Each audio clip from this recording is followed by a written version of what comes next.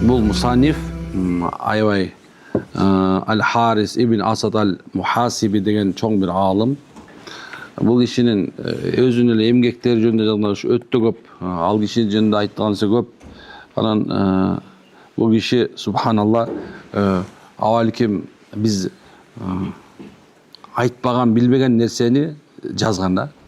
Мен бұл кишини таптым, анан бұл жер бунусун карасам биздегилер уже которуп коюптур. Машалла, силер алып да окусаңыздар болот. Анан мен түшүндүрүп берейин атам иншалла. Эми сиз менен биз билебиз, биздин падышабыз негизи бул жүрөк болот. Сиз менен биздин падышабыз жүрөк. Адамдар сезим деген чоң нерсе бар. Ошол жүрөктө жашайт. Ал нерсе жүрөктө жашаган сезим өзүнчө бир орун бар ага.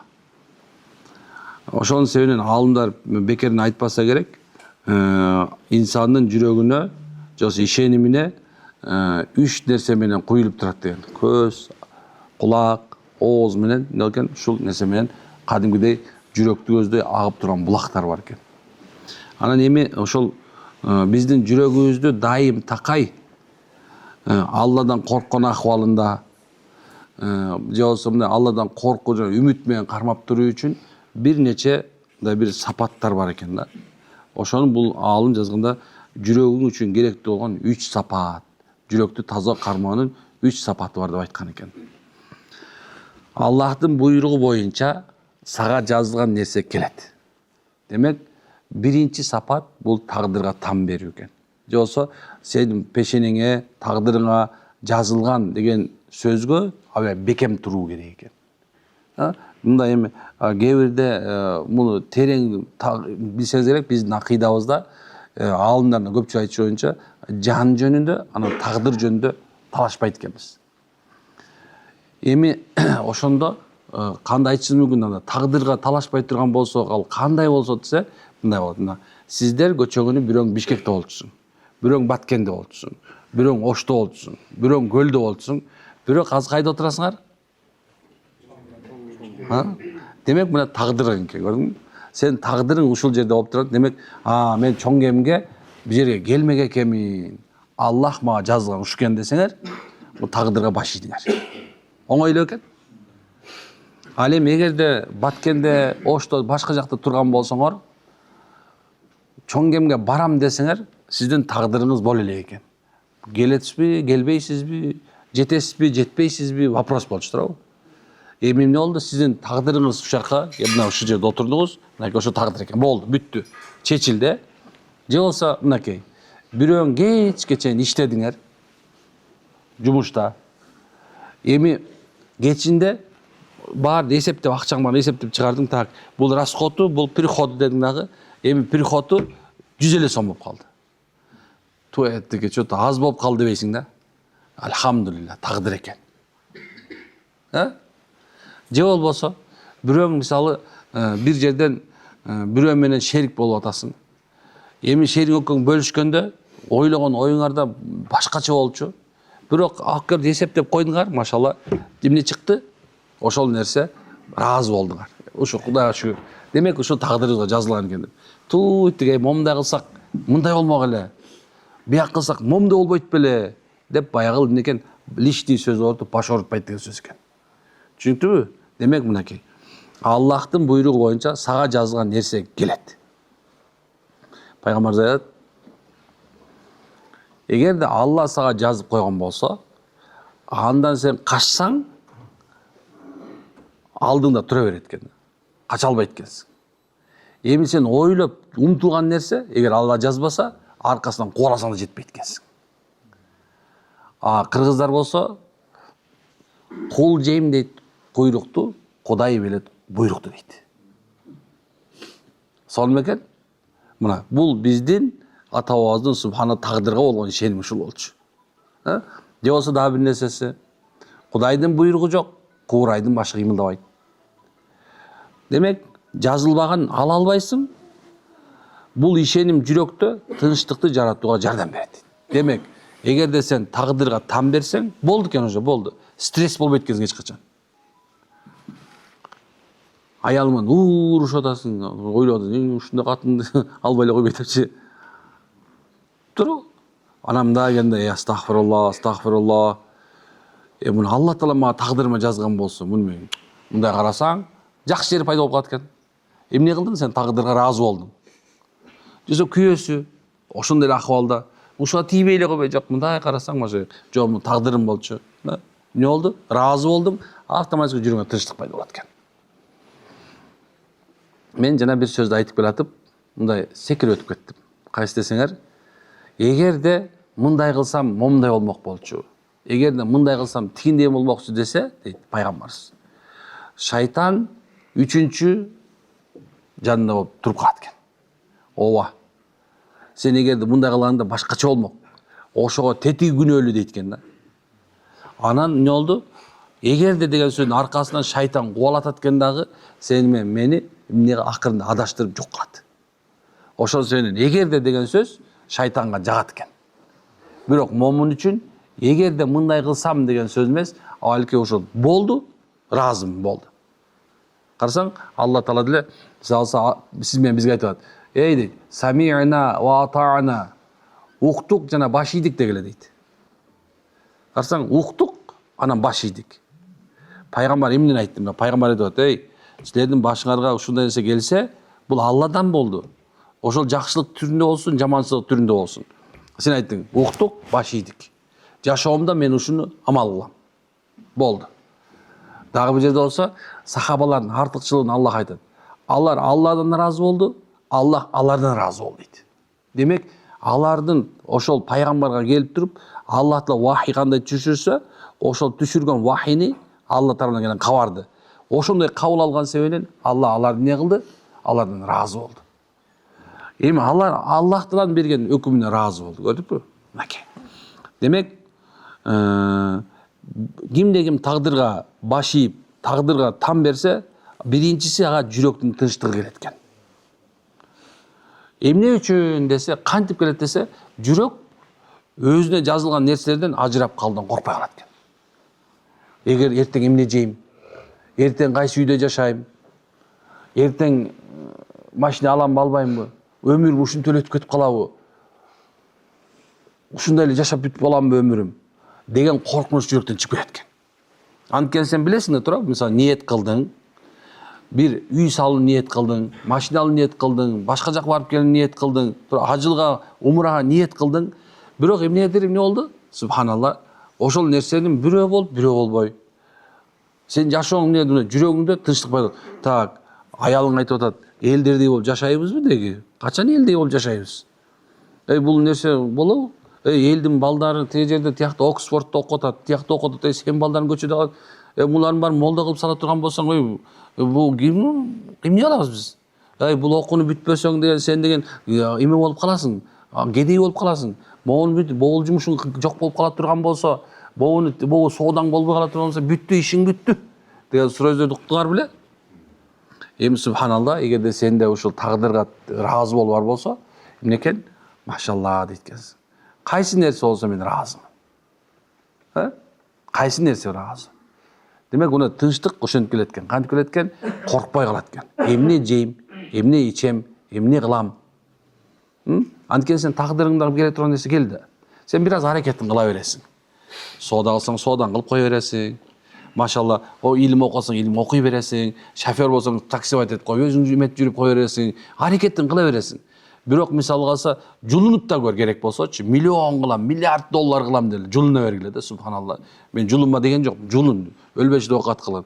Жерди казып көр болсо, кавхар чыгып калар. Субханалла. Анын проблемасы жок. Болгон нерсе аракетиңди кыла бер, анан ошонун жыйынтыгына ыраазы бол. Жүрөгүңдө тынчтык ошол замат орноп калат да. Мен ыраазымын, ушул болгон нерсеге деш керек экен. Көпчүлүктөрү нааразы болгон сөзүн жүрөгүндө тынчтык жок экен. Демек, экинчиси сонун нерсе экен, жазылмаган нерсеге үмүт үзүп коет экенсиң. Эми мисалса бардың, машалла, акчаңды алып алып бардың, базарга барып машина алайын дедиң. Эми сен ойлодуң, мисалса эми башкачараак машина алайын деп бардың да, карасаң акчаң жетпейт экен. Ала албайт экенсиң. Эмне болду? Сен ушунда бир капа болуп, аят ала албабыз. Карасаң өзүңө акчаңа ылайыктуу болгон бир машина турат экен. Машалла, жакшыраак танып алдың, миндиң дагы. Эмне болдум? Баягыл болгон өзүңдүн баягы ай амбицияң бар да момундай алып элге көрүнөйүн, анан тиге тигинтейин, анан элдер эмне дейт деген машина алайын дегенсиң да туурабы? Эмне болбой калды башта. Эми үмүтүң үздүң дагы. Эми тагдырымда жазылган ушу машина болсо эмне кылайын дедиң дагы. Акырын алдың дагы ошол жерден айдап кеттиң. Мынакей. Биринчи жүрөгүңө тынччылык пайда болду. Экинчиси болсо жалган нерседен, кереги жок нерсеге үмүт кылуудан өзүңдү эмне кылдың?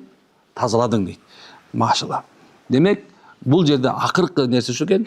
Адамдарга болгон баш ийүүң, алардан пайдалуу үчүн аларды өнүктөп жүрүшүң азаят экен. Мындай айтканда, эгерде кимден тагдырга баш ийген болсо, адамдан коркпой калат экен. Муга азыр жаман сүйлөп койсом, чындыкты айтып койсом, азыр мындан пайда көрбөй калам деген нерсе жок калат экен. Ал нерсе жүрөгүңөн чыгып кетет экен. Анткени сен тагдырга баш ийесиң да туурабы? Эч кимден коркпойт экенсиң.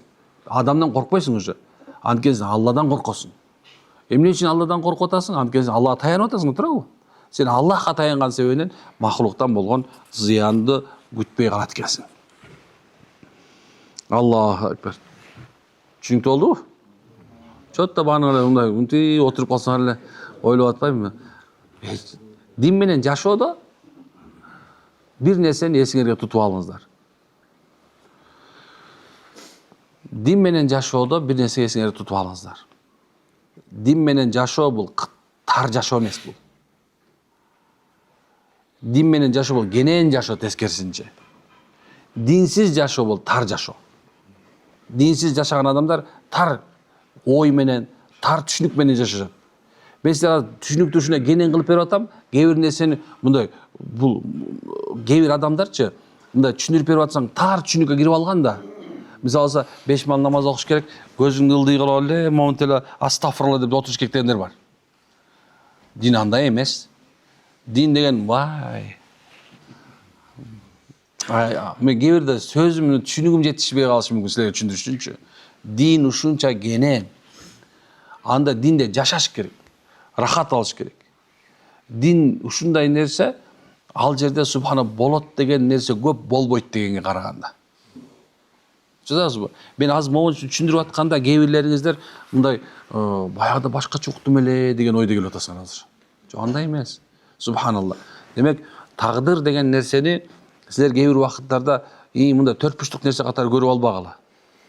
Биздин тагдырыбызда эмне жазылганын билбейсиң. Мен көбүнчөсү жанагындай бир кыргыз макалдарды айтып атканда мындай там берип коем да. Анткени фразологизм деген чоң маани берет да. Фразологизм деген ушундай чоң нерсе ал.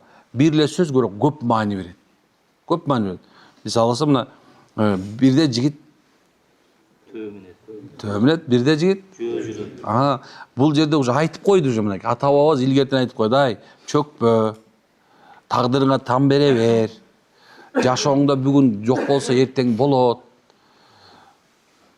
Бүгүн болобу, эртең болобу, сен сабыр кылып күт. Сабырдын түбү сары алтын. Туурабы? Биз азыр мындай айтканда ушундай бир заманда жашап атабыз. Биздин телефондорубуз бизден биринчи кетип атат да. Биздин оюбуз азыр кубалап жетпей атат. Мындай эменичи, мындай действительно жетишпей баратабыз да. Эми ошондой жетишпей баратканда, мисалы ойлоп атасың, так, мынтип таштаганда барсаң, бирөө 3 этаж салып салган, бирөө 5 этаж, бирөө да яхтада жүрөт, бирөө Дубайда жашап калган уже, бирөө карасаң тигип жүрөт. Бир акылың жетишпей баратат да. Эми акылды токтотуп атабыз биз. Ал анын жашоосу. Жадасызбы? Ал анын жашоосу, ошонун тагдыры. Сенин тагдырың пока ошолго жете элек деген сөз ал. Сен билбейсиң эмне болорун алдыда, эртең эмне болот. Ошон үчүн кейбе деп атабыз. Жадасызбы? Сен бүгүн аракетиңди кыла бер, ошолордо жашайм деп кое бер. Бирок алардын жашоосу жалган да. Бүт бардыгы тең жанагындай кооз чыгарып аткан нерсенин бардыгы теңчи. Бунун бар көпчүлүгү жалган. 99% жалган. Динде жакшылап түшүнүп алсаңарчы, ошол тагдырга ыраазы боло турганды үйрөнүп алсак, машалла, эртеңки күндөчү өзүң билбей каласың, бул дүйнөдө кандай ийгиликке жетериңди. Мына. Түшүндүңбү? Тар түшүнүктөн чыкканга аракет кылыш керек. Пайгамбарыбыз саллаллаху алейхи вассалам бизге жетерлик чоң бир үлгү.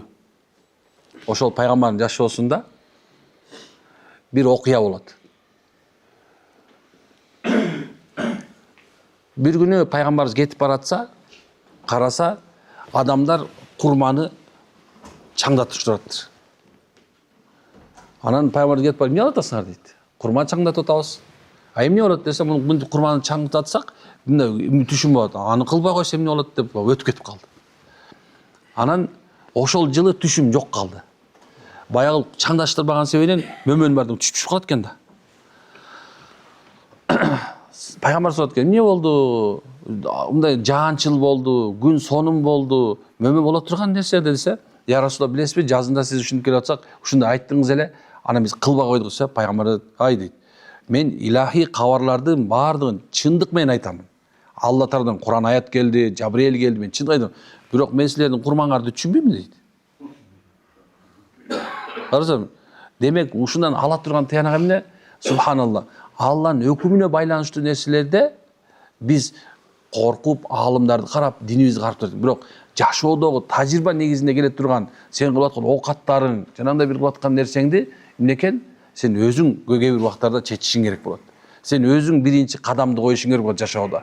Өзүң бир кадам коюп, жашооңду оңдошуң керек болот. Мына ошол мезгилде артка чегинип койбой, ошону бир кадам кыласың, машалла ошо менен сен алда кетесиң. Же болбосо артка бир чегинип койсоң, анда Кудай сактасын, аузубилла, эмне болду? Сен ошодон каласың. Түшүнүп атасыздарбы? Динибизде карай турган нерсе бар. Ошо менен динге сала турган нерсе, салбай турган жерлери бар. Бардык нерсени субханалла мындай бир астагфирлахка байлап койбогула деген сөз. Түшүнүп атасызбы? Динибиз кенен. Байкасаңар керек. Араңарда молдо досторуңар бар. Жыыргап эле жүргөнүн көрөсүңөр да. Сонун жашы момунт эле жүргөн, анаңар сен точно молдосуңбу, молдо эмесиң дейсиң да. Эмне болду дейт да, ушундай болмок белесиң. А эмне болмок деп кетип калат да. Кээ бирлер мага менден сурап келет, молдо тиги молдо момунт атпайбы? А эмне болмок эле десем, экинчи жолу сиз ушинтип айттыңыз дейт да. Анткени динди түшүнгөндө сайын адам, дин илимин алган сайын жашоо жеп-жеңил болуп баштайт. А динден илимин албаган сайын адам жашоосу таар, ушундай бир коркоктук, бир нерсе, туура, конечно, таквачылык кылып күнөө кылып албайын деп жүрөсүздөр. Бирок некен динибиз субханалла жеңил экен, унутпашыбыз керек экен. Таквачылык кыла турган жер бар. Бирок көпчүлүк убакта адамдар тыквачылык кылат да. Чын айтам. Мейли. Түшүнүктүү болдубу? Бул китепти Кудай буйрса 3 күндө бүтүп салганга аракет кылалы, иншалла. Сааттан чоп туруп. Мейли. Анда Аллам разы болсун. Бирок айтайын деген нерсем ушул. Дин жеңил экен. Эмне экен дин? Жеңил жашагыла, Анан жеңил жашайт десе 3 маал намаз кылыйбы эле? 5 маал намаз болот. 3 күн орозо кылбагыла, 30 күн орозо болот. Макулбу? Макулбу? Зекет болсо 40тан 1 болот. Акчанын 2,5% болот. Билесиздер, Анан ал жеңилдебейт. Макулбу? Башка жерден жеңилдетебиз, машалла. Башка жерден жеңилдетебиз. Субханакалла хамдик. Ашла анта астагфируллах. Алла разы болсун.